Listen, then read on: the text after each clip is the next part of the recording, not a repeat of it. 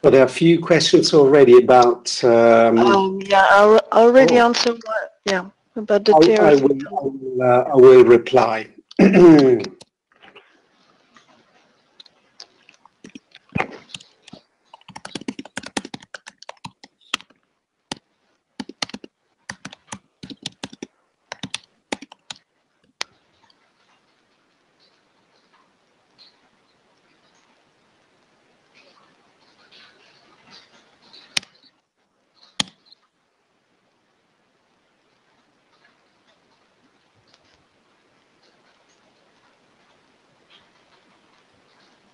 Ah, he's coming. Ah, Reno. Yes. You were right, Luigi. Yes. Good morning. Good morning. Hello, Reno. Hello, Reno. Hello. Hello. So, yes, almost there. We are ready to go? Not quite, not quite. We've got 1 minute to go, I think, and the start of 4 o'clock. I'll kick off if you don't mind. We've got 106 people already. That's fantastic. It depends by the average of what you have already recorded with other webinars. No, I can see the number going up on the control panel. So yeah, I'm seeing this, but I don't know if this is a lot or not, because we should compare this with other webinar. Oh, well, they're increasing. Okay, so it's 4 o'clock. Shall we start? So good afternoon or good morning, depending where you're joining us from. But thank you very much for joining us today. And my name is Luigi Camporot. I'm from London, UK, and I will have the privilege of moderating this ESICM webinar, which is entitled, Should we use non-invasive ventilation or high-flow nasal cannula for acute hypoxemic respiratory failure? And it is my pleasure and privilege to introduce two of our speakers today. And it's a privilege because they are true experts in high-flow nasal cannula and non-invasive ventilation. So our first speaker is Jean-Pierre Frat. He's Professor of Intensive Care at University Hospital of Poitiers. Yes. And Professor Salvatore Maggiore is a professor at University of Chieti and Pescara. So just a little rule for the next hour. So Professor Fratz and Maggiore will take into turns, and they'll give one presentation each, lasting about 15 minutes. And then at the end of each presentation will be questions, which I'll see as you post them through. And there will be a 15 minutes Q&A at the end. And we will finish with a little debate and a conclusion, 2-3 minutes. Now, a couple of housekeeping additional things. So the webinar will be made available on the website in the next week or two. And there are a couple of things I'll invite you to check on the website. There is a masterclass on mechanical ventilation in June, which I've been told is now fully booked, so very popular. And the next one is November, about advanced bedside monitoring in acute respiratory failure. So just to avoid disappointment, just click book now. Well, not now, after the end of the webinar. So shall I start by saying the first presenter is Professor Frat, and he'll talk about should we use non-invasive ventilation or high flow in acute respiratory failure. So Jean-Pierre. Thank you very much, Luigi. Good afternoon to everybody. So yes, my presentation will focus on the use of NIV or high flow nasal cannula oxygen therapy in patients having acute hypoxemic respiratory failure. It doesn't work. Yes, here are my disclosures. So patient with acute hypoxemic respiratory failure means patient having an acute respiratory failure outside COPD exacerbation or cardiogenic pulmonary edema. And the aim of an ideal treatment should be first to provide enough comfort to be sure that patient will tolerate the treatment, the oxygenation strategy, and second, should provide an improvement in blood gas to improve PF ratio, and also a ventilatory support to decrease respiratory drive, inspiratory effort, and finally work of breathing. But also, as during invasive ventilation, the oxygenation strategy, the ideal oxygenation strategy, should ensure prevention of lung injury. And the ultimate aim of this treatment should to avoid intubation and also mortality. As concerned non-invasive ventilation, recent guidelines, during these recent guidelines, experts were not unable to offer a recommendation on the use of non-invasive ventilation in hypoxemic acute respiratory failure, as you can see on this slide. Also, there are potential beneficial effects of non-invasive ventilation, as increasing PO2 through a FiO2 up to 100%, and also a PEEP level that can lead to alveolar recruitment, and also a potential decrease of inspiratory effort under NIV provided by the pressure support. There are deleterious effects.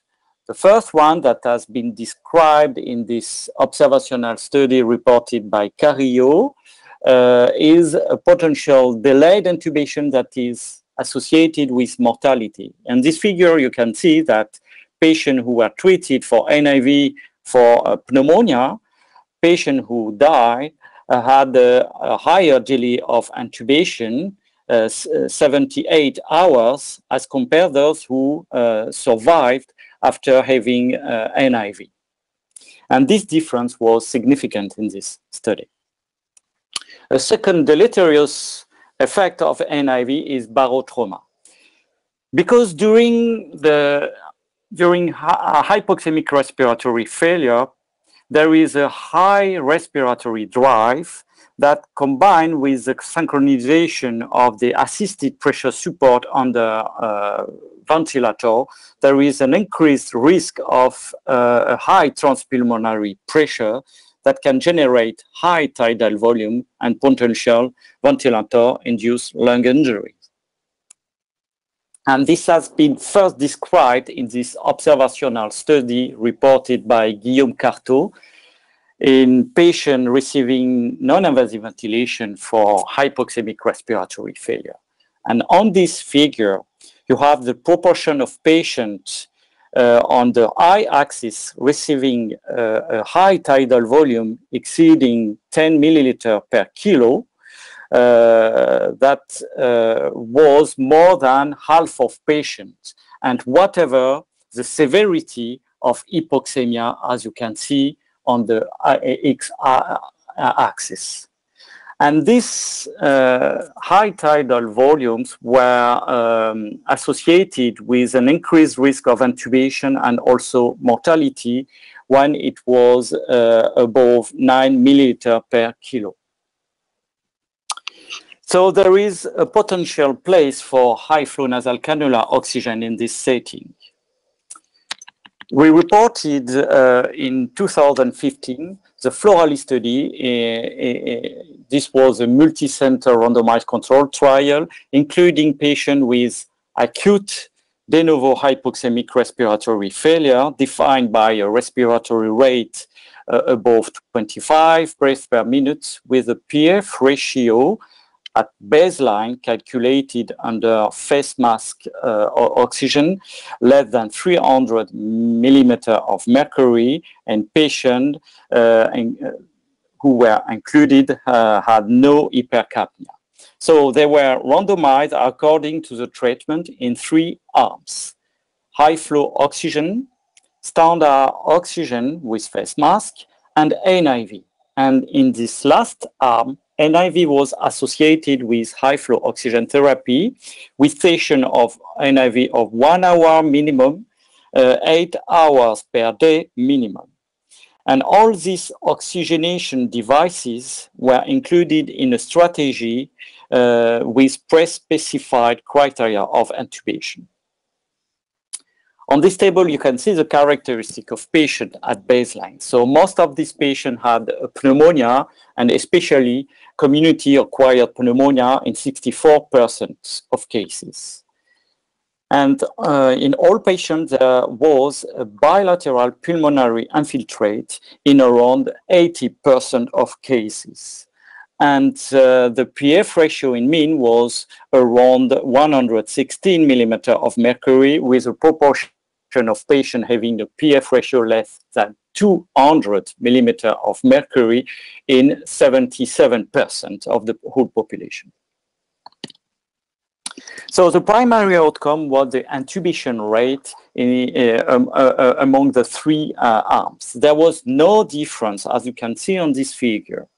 Also, there was a tendency of a lower intubation rate in patients receiving high flow oxygen, as you can see, with an intubation rate of 38% versus around 50% in the two other groups. However, high flow was associated with a significant higher probability of survival, as you can observe in this Kaplan-Meier curve. High flow oxygen group is represented with the red line, standard oxygen with the blue line, and NIV with the dark line. And you have also the mortality rate that shows that patient on the high flow had a lower mortality in around 12%, as you can see. And these benefits of high flow should be driven by a significant lower intubation rate in severe hypoxemic patients, those who had a PF ratio less than 200 millimeter of mercury at baseline, that represented 77% of the whole population. And you have on this figure the intubation rate in patients receiving high flow of 35% versus more than 50% in the two other groups. And this difference was significant. Another result that was in the supplementary appendix of this article and not well known is the comfort or discomfort reported by patients under the oxygenation strategy. You can see that patients reported less discomfort on the high flow after 1 hour of treatment as compared the two other devices, standard oxygen and NIV. And this discomfort was not associated with the level of oxygenation, as you can see at the bottom of the table. So, after having observed a potential benefit of high flow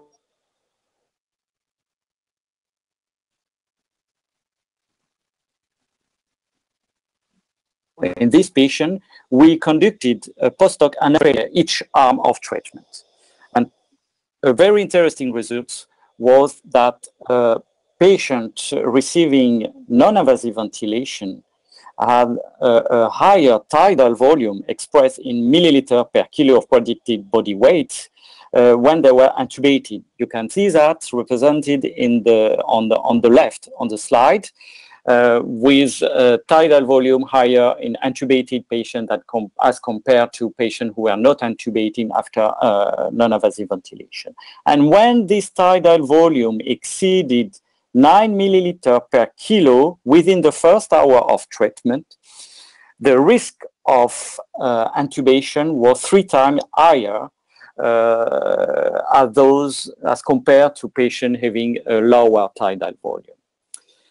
Despite similar settings in patients who were intubated and those who were not intubated after NIV, as you can see on this table.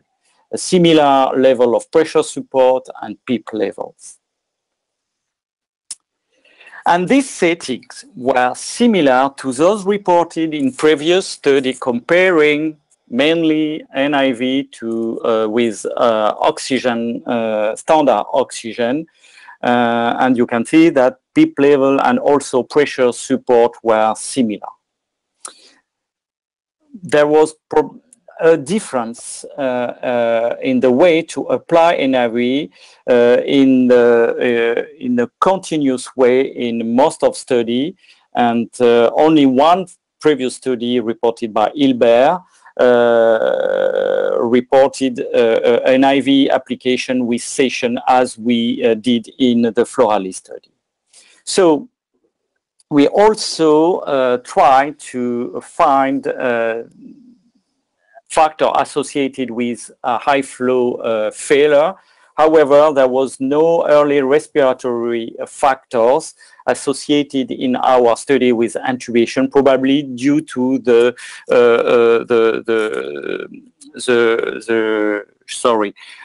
low number of patients. Only heart rate within the first hour of treatment was associated with intubation, but this is not very specific and useful at bedside. So the Florali cohort was associated with two other cohorts of patients receiving high flow during hypoxemic respiratory failure in this publication by Oriol Roca. And they tried to determine if the ROX index was associated with a high flow failure. And this ROX index associated two parameter, an oxygenation parameter, the SpO2 to FiO2 ratio, and also at the numerator, the respiratory rate. And when the ROX index is less than 3 points within the first hour of treatment, there was a higher risk of intubation after applying a high flow oxygen therapy. And when this index was above 5 points after 2 hours of treatment and also after 6 hours of treatment, there was a lower risk of intubation. So it can help us to determine if there is a risk of intubation or good outcome in patients receiving high flow at bedside. So the Florali study reported benefits of high flow and potential deleterious effect of NIV in this patient having hypoxemic respiratory failure. But we can also have concern about this result. First, was NIV optimally delivered? Indeed, NIV was delivered with discontinuous sessions, finally 8 hours per day with session of more than 1 hour as proposed in the protocol, but perhaps the level of PEEP was too low. There is probably a part of patient having an ARDS in this population, and also perhaps overlie high level of pressure support because tidal volume was very high in some patients, in many patients. That's why there is probably another way to apply NIV, and another way can include another interface with helmet, as reported by Patel and John Kress in this monocenter study, including patients with ARDS treated first with non-invasive ventilation during 5 hours, and then these patients were randomized in 2 arms with NIV delivered through a face mask and NIV delivered through an helmet. And the results are very interesting.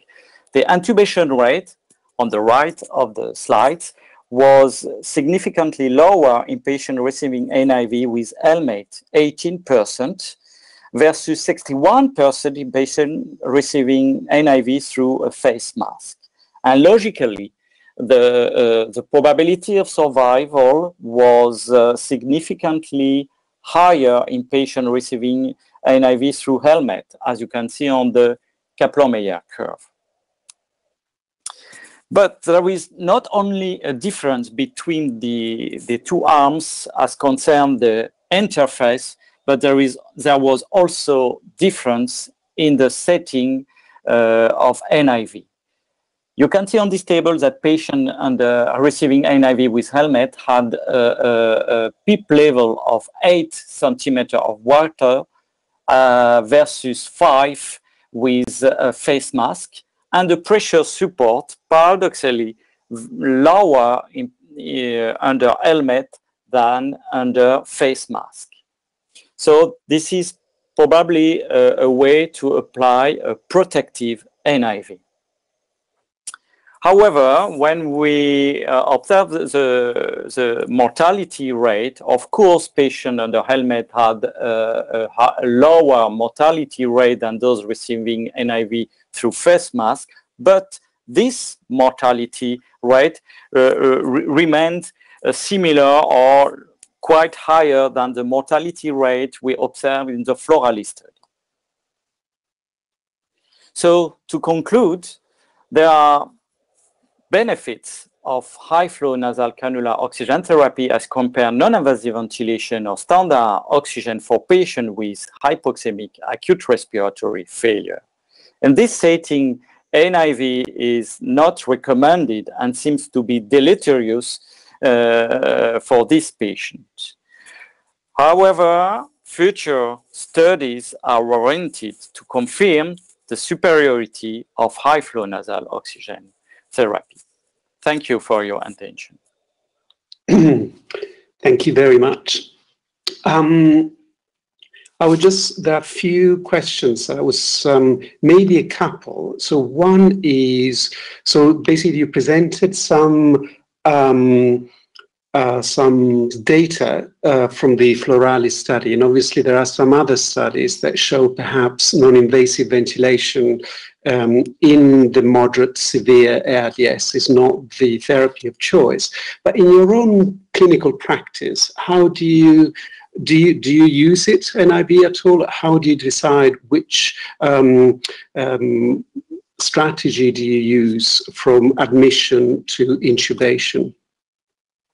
So in our unit, the first line therapy is high flow oxygen therapy in this patient with or without ARDS in case of hypoxemic respiratory failure outside COPD, exacerbation, or cardiogenic pulmonary edema, because we use this therapy for many years. But in fact, there is no strong evidence to use it as compared to standard oxygen. But of course, I don't know, but we don't use NIV. So if there is no high flow available in your unit, be careful, be cautious when patients under NIV had a high tidal volume. I think that you have to stop it and to apply another device like high flow or to intubate patients. But in our practice, we don't use NIV in this setting. Okay, thank you. So there is a question just arrived, and the question is about the trial of the helmet versus face mask. And the question is, what do you think the physiological rationale is behind the difference in the outcomes? There is few data on the physiological effect compared a comparison between helmet, high flow, and face mask. But in the study reported by Patel, it seemed that a patient had a very low level of pressure support and lower than expected, because a previous study reported by Arnaud Thiel and Frédéric Vargas showed that to obtain a similar decrease in worker breathing under NIV as compared under helmet as compared to face mask, under helmet you had to increase the pressure support by 50%. So in the PATEL study, finally, the pressure support was decreased, was very significantly lower than under face mask. So it seems to be something like CPAP, perhaps. And the rationale is probably that under this device with helmet, there is probably not so high tidal volume as under face mask.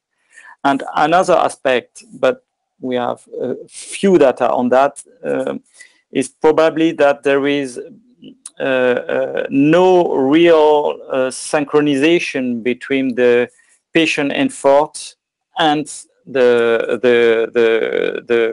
ventilator on their helmets.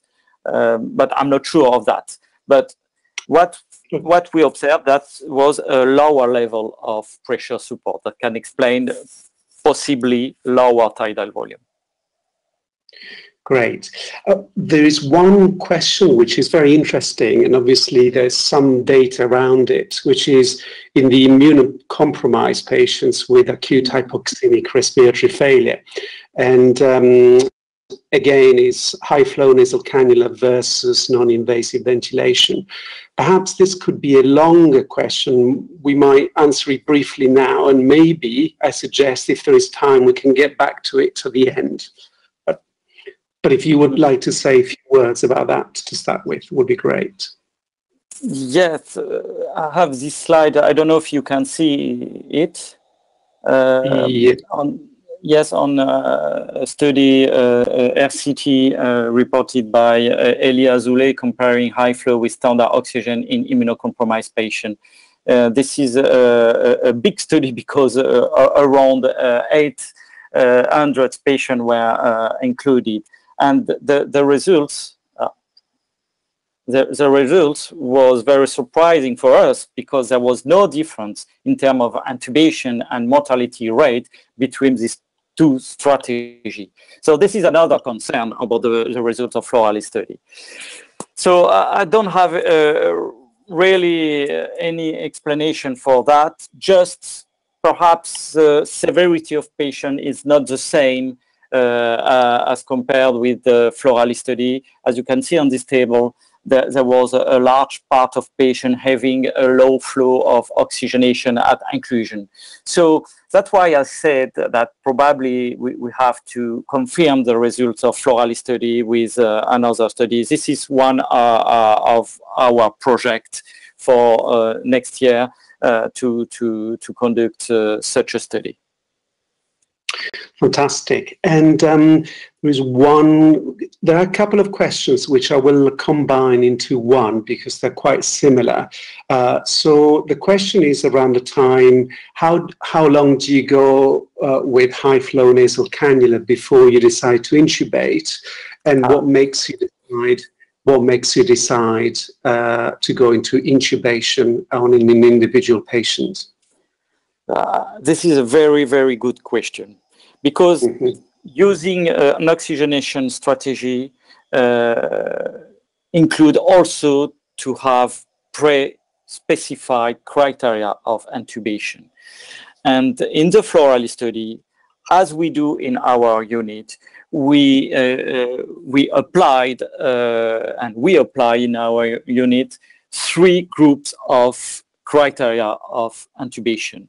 The first is a persistent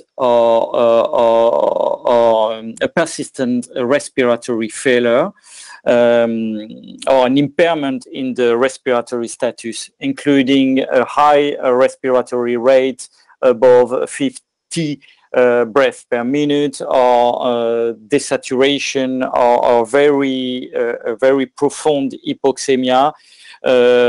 Probably when it is less than, when the PF ratio is less than 100 millimeter of mercury, with a respiratory rate above 40 breaths per minute, it's an indication of intubation. That's what we applied in our unit.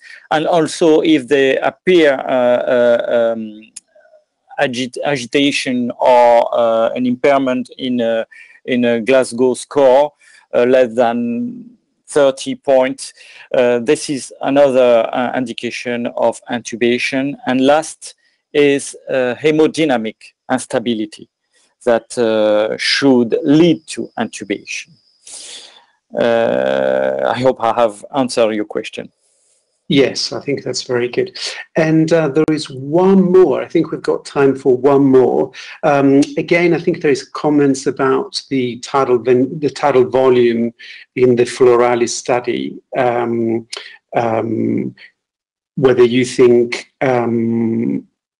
is associated with a higher mortality, about the 9.5 mils per kilo, and whether this is a criterion for an early stopping of non-invasive ventilation if non-invasive ventilation is initiated. Yes, probably, yes. Well, I repeat, I don't think that NIV should use in this indication, but if patients are under NIV with high tidal volume, we have to stop it. Yes.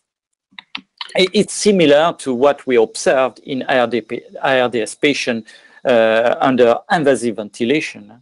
I think it's the same problem. Perfect. Thank you very much. So I think there are a few more questions, but I will ask some of them that can be asked, sort of replied online, and others I'll save them for later if there is time. Right. So we've got the second speaker, which is Professor Salvatore Maggiore, who is going to take the second part of the debate. And the question is, should we use non-invasive ventilation or high flow for hypoxemic respiratory failure after extubation? So the other end of the patient journey. Thanks, Rino. Hello, good day, everybody. Thank you for the opportunity to be here. So as Luigi told, I will talk about the use of non-invasive ventilation at a flow nasal cannula after extubation, and I will focus mainly in hypoxemic patients. These are my conflicts of interest, and this is the agenda. I will briefly present an overview of pathophysiology within failure, try to describe then the use of this technique within different strategy as a form of post-extubation ventilatory support. This figure illustrates the change occurring after extubation that may eventually lead to post-extubation respiratory failure. And this change involves change in airway status, but also change in lung aeration, in hemodynamics, and in neuromuscular function. Altogether, this may cause respiratory muscle fatigue, alteration in gas exchange, and finally post-extubation respiratory failure. And because we are focusing on hypoxemic patients, I would like to focus your attention in change in lung aeration as a potential cause of atelectasis, alveolar edema, finally causing decrease in lung compliance, impairment, respiratory mechanics, shunt, and hypoxemia. And of course, in this context, both NIV and high flow may be used to treat or to support respiratory system after extubation in the context of different strategy as illustrated here. So this technique may be used in the context of a facilitative strategies to reduce the duration of invasive ventilation, allowing an early anticipated extubation in selected patients failing the spontaneous breathing trial, or alternatively, another strategy which has been used after extubation is to use this technique as prophylactic strategies. Prophylactic means a way to prevent the occurrence of post-extubation respiratory failure, both in selected and in unselected patients. And finally, once post-extubation respiratory failure occurs, this technique has been used as curative strategies to avoid reintubation in failing patients. So I will illustrate a little bit the use of these two techniques within these three strategies. First of all, facilitative strategies. Well, this strategy has been used mostly in hypoxemic patients. Up to recently, we do not have we have no data about the use of this technique, particularly in this case, non-invasive ventilation, as facilitative strategies in hypoxemic patients. But in January of this year, a few months ago, came up this randomized control trial, which was focused exactly on this issue. And in this trial was a multicenter randomized trial focused on hypoxemic patients. And in these patients, NIV were applied as facilitative strategies to anticipate extubation and reduce the duration of invasive ventilation, as compared to invasive pressure support as a standard winning strategies. And you can see that these were very selected patients. With this inclusion, there were also several exclusion criteria. And the main outcome was the duration of invasive ventilation. As you can see here, the application of facilitative non-invasive ventilation was able to significantly reduce the duration of invasive ventilation without any change in the duration of ICU stay. Use of facilitative NIV in this patient was also associated with a decrease in the rate of respiratory infection, use of sedatives, and duration of hospital stay. So these studies illustrated that in very selected patients in center with real experience in non-invasive ventilation, this strategy may be used, but of course this is a single randomized control trial and we need confirmation of that. As concerns high-flow nasal cannula within a context of facilitative strategies, we do not have any data available at the moment. Then the second strategy is prophylactic strategies. Here the aim is to prevent post-extubation respiratory failure.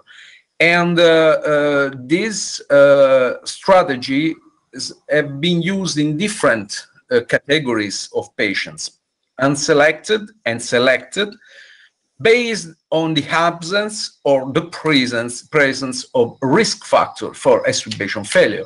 And you can see here in this table several factors for extubation failure, which has been described in the literature. We have factors related to patients and comorbidities like age, for example, older age.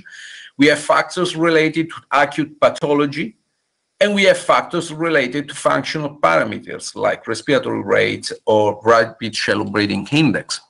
And as we can see, prophylactic NIV has different results based on the presence or absence of these risk factors, as illustrated in several studies, like this one by T and co-workers, who have performed these prospective before-after studies in patients at low risk or high risk based on the absence or presence of these three risk factors: age greater than 65, presence of cardiac disease or respiratory disease.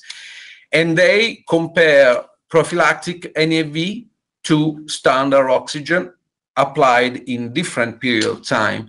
And you can see the use of prophylactic NIV was able to reduce by half the occurrence of reintubation only in patients with high risk, while in patients with low risk, there was essentially no difference, no benefit of prophylactic NIV.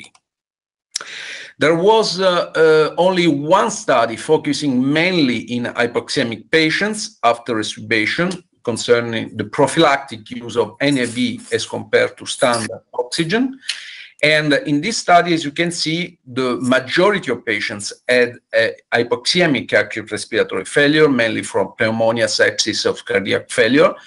And this study shows that prophylactic NIV, this was a small trial, prophylactic NIV was associated with a decrease in the intubation rate and also in an improvement in hospital survival. And this was true also when eliminating patients with COPD. As you can see, this is the intubation rate after excluding COPD patients, which was significantly lower with prophylactic NIV.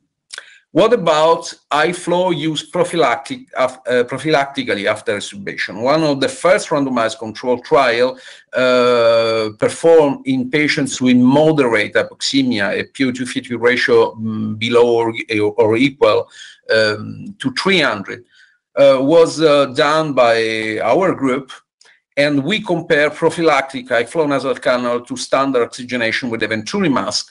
And what we found was that over 48-hour period, high flow nasal cannula improved oxygenation, but also allowed to decrease the PSO2, to decrease the respiratory rate, so the respiratory pattern improved.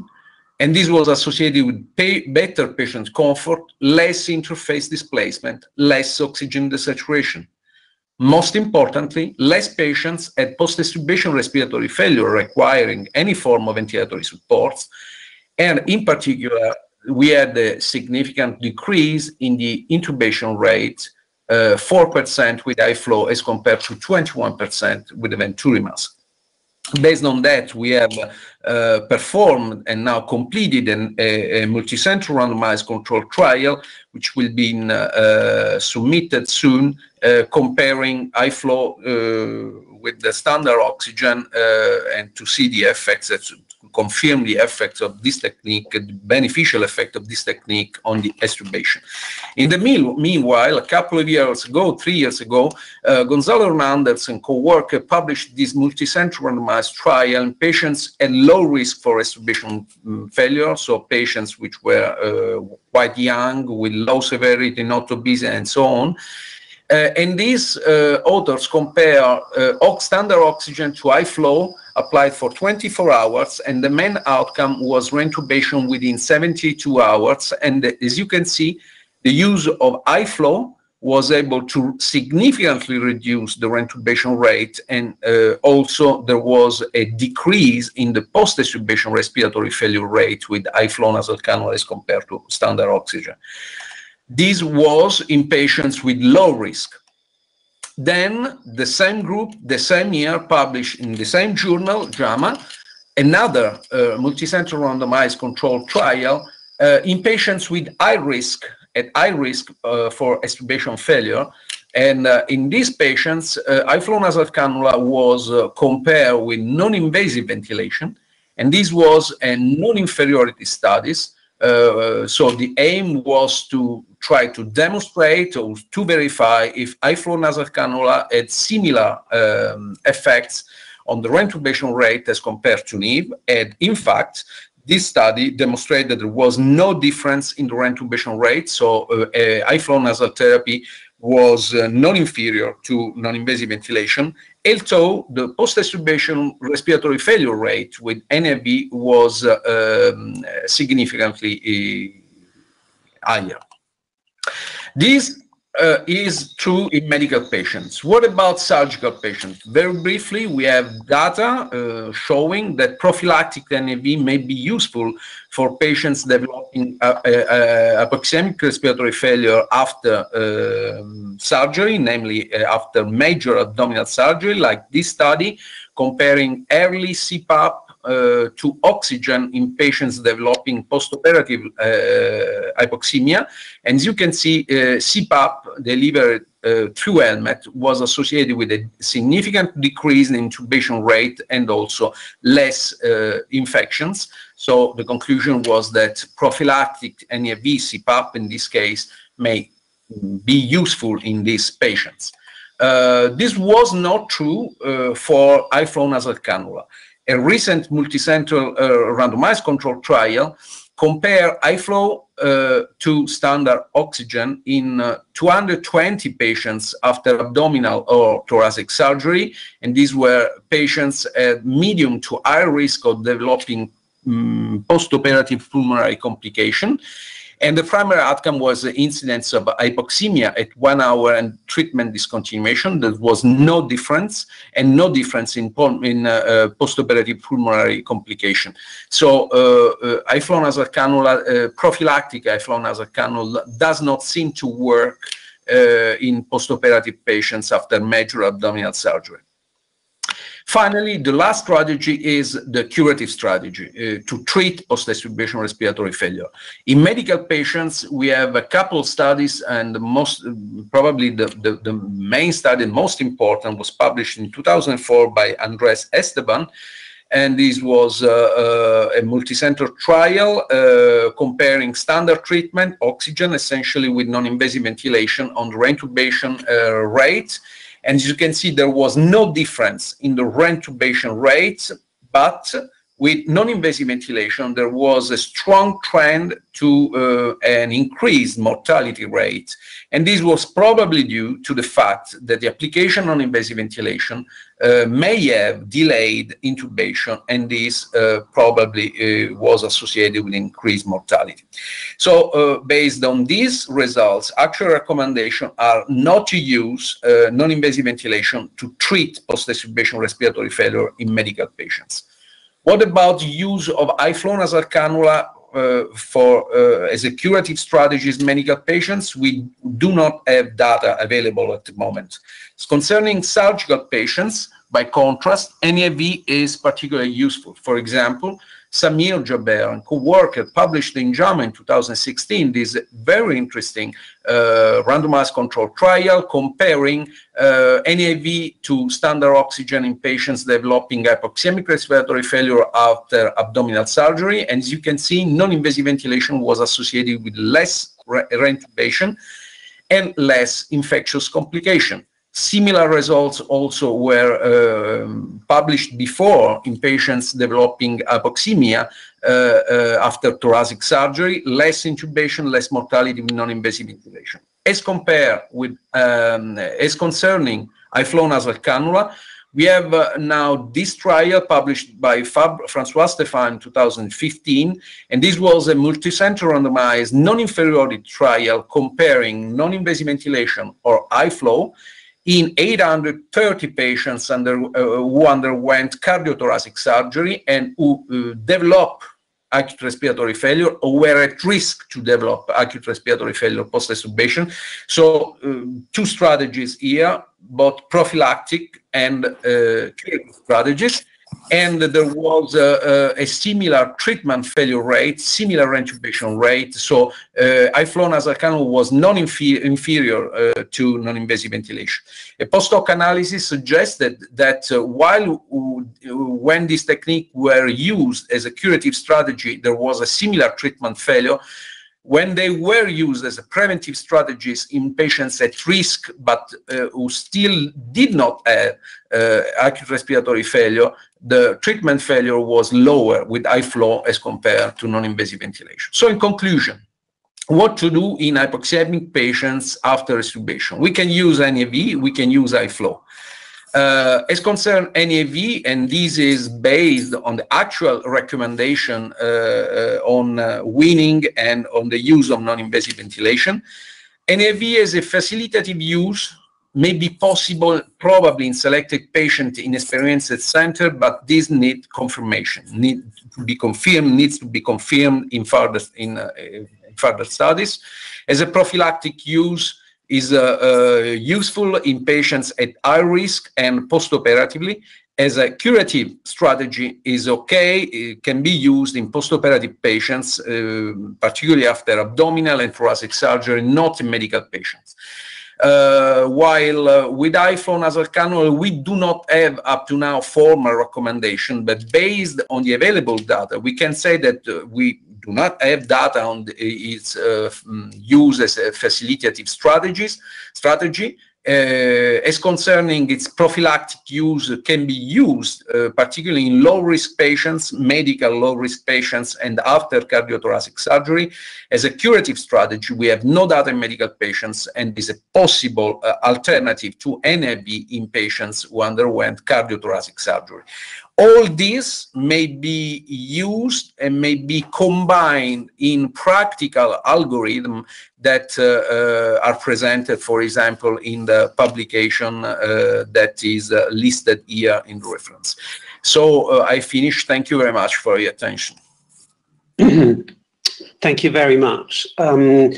Well, there are a few questions there coming through, and I would like to just combine a couple and just saying, it's a question for you, whether how do you select the patients post-extubation, so not just prophylactic, high-flow nasal cannula or non-invasive ventilation. For example, would the presence of a background COPD or hypoxemia would sway you towards more using non-invasive, or still you stay with high-flow nasal cannula? Okay, thank you for this interesting question. As concerning the prophylactic use, I said that if you have risk factors, and I've shown in a previous slide what are the risk factors, essentially age, presence of cardiac disease, presence of respiratory disease, then NIV can work, and high flow can work too. If so, this is based on experience, availability of equipment, and patient's comfort, tolerance, preference. Specifically talking about the COPD patients, however, we should remember that here we have a strong evidence that non-invasive ventilation is useful, may reduce intubation, may reduce complication, may improve mortality. So in this particular category of patients, also because we do not have a lot of data in this particular category of patients concerning high flow, I would prefer to go with NIV first. Okay, thank you very much. And the other question is, once you extubate a patient to high-flow nasal cannula, what do you do then? How do you titrate the high-flow nasal cannula? How do you wean it? So what happens immediately after the extubation? How do you titrate? The question is about settings and weaning. Concerning settings, I would like to remember that many of the effects of the high flow are flow related, meaning that the higher is the gas flow, the highest is, for example, PEEP effect and the effect on work of breathing. So I would start with a relatively high flow, but this, let's say 50 liters per minute, and I would then adjust temperature starting from 37 degrees, and then I will adjust flow and temperature based on patient comfort in order to optimize patient comfort. If the patient say, no, I have too much air in the nose, I will decrease flow. If the air is too hot, I will decrease temperature. And then I will adjust FiO2 to reach the minimal oxygenation target as actually recommended. As concerns weaning, again, because many of the effects of the high flow are mediated by the gas flow, not by the FiO2, I will start to decrease FiO2 first, and then when I will arrive at low FiO2, and I would like to remember that high flow may be used also with 100% air. so meaning FiO2 21%. And still you can have benefit from this technique. So an important message is to remember that high flow is not a lot of oxygen flow, but maybe a lot of gas flow, even air. So when FiO2 is below, let's say, 50 or 40%, then I would start to decrease, I would decrease the gas flow. We do not have a standard winning strategy. Someone prefer to progressively decrease the gas flow up to a minimum. My strategy is just to decrease abruptly the gas flow to a minimum value, let's say 10 liters per minute. And then I will look at patient comfort, respiratory rate, and oxygenation. If the patients remain stable with a good comfort for a reasonable duration of time, let's say 1 hour, then for me, this is the signal that probably that patient does not need high flow anymore. If, of course, there is a change, increased discomfort, an increased respiratory rate, then I will rise the flow again. I hope to have been clear. Yes, that's very helpful. Thank you. One thing, so there was a question about whether now, and this is open also to Jean-Pierre, do you use high flow routinely for everyone who's extubated, or is there still a place for a traditional Venturi mask? The questions, we can simply say, because high flow works in patients with low risk, and it works also in patients with high risk, I would say that ideally, maybe we can substitute standard oxygen therapy with high flow. But of course, this depends on availability of equipment and cost, because we should also know that the cost with high flow are greater than standard oxygen therapy. So I think that patients with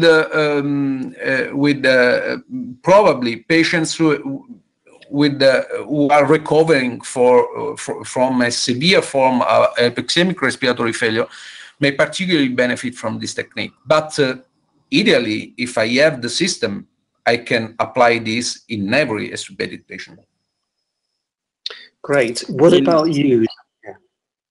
In our practice, finally, we applied in high-risk patients NIV combined with high flow, and in some cases there is an intolerance to NIV that also allows to pursue the therapy with high flow alone. But to be sure and to have the possibility to give a definitive answer, we are waiting for the results of the IWIN study conducted by my colleague Arnaud Thiel, in which study he compared in high-risk patients defined by the age above 65 years and an history of cardiac or respiratory failure. So very simple criteria. He compared NIV combined with high flow versus high flow, and we are waiting for the results. At this moment, the study is completed and the analysis is ongoing. So in few months, a few weeks or months. Thank you. That's great. Exciting. I will. Sorry. Any other question? Yes. One is about the use of high flow in a different setting, slightly different setting, but it's about the patients who are on tracheostomy wean, and whether it's something that you normally use, and what kind of interfaces you would suggest for patients on high flow via tracheostomy. Okay, this is an interesting question, and we have now few data that have been published, and we have a paper submitted on this. So the data that has been published up to date show that with high flow, the high flow delivered through tracheostomy does not give the same beneficial effects as seen to the nasal application, as compared to nasal application.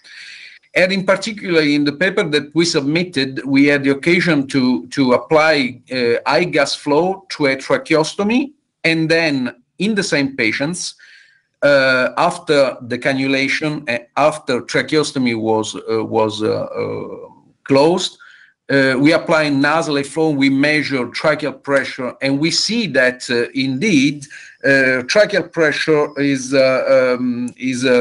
very, very low to when high flow is delivered through tracheostomy, and probably also the effect on that space is reduced because CO2 is essentially unchanged, as well as PO2. The improvement in oxygenation is minimal. So really there is apparently a specific effect of high flow when it is applied through the nose, and this is totally different as compared to when it is applied through a tracheostomy. Great. Well, I think we've got time for a quick summary from both of you, if you don't mind. And then, unless there are some other pressing questions which I will monitor, we'll probably close the webinar. So maybe, Jean-Pierre, start from you. One single 1 minute summary. Oh, it will be very simple. So, regarding the study on the use of high flow or NIV in hypoxemic respiratory failure, there is only one study showing benefits of high flow. NIV has not been retained in this setting by the recent guidelines. So in our practice, we use high flow as first-line therapy. But to be sure and to have strong evidence, we have to conduct another future study to be sure of the superiority of high flow as compared to standard oxygen. Thank you. And for you? My vision is a little bit different in the sense that I would answer, as I said before, potentially, every single patient after extubation can be treated with the high flow. However, I would like to underline the fact that for me, there is an opportunity because we are now increasing our armamentarium for delivering non-invasive ventilatory support after extubation, but also before intubation, of course. So I would say that we can both use, according to an adequate patient selection, high flow or NIV based on the individual characteristics of patients, but also preference, tolerance, and comfort. And this will allow at the very end to try to personalize the treatment in this patient, which is one of the main aim of respiratory critical care in this moment. Great. Well, we've got no more time apart from that, that I would like to thank everyone who attended, and there were many, for all the questions, and of course to you, Jean-Pierre Frapp and Salvatore Maggiore, for this really interesting practical seminars. So for those of you who have missed the beginning or some parts of the middle, just wait until next week and you will have the opportunity to listen and watch it again. So I'll wish you all a very good evening or good morning, depending where you are. Bye-bye. Thank you very much. Goodbye. Thank you. Goodbye.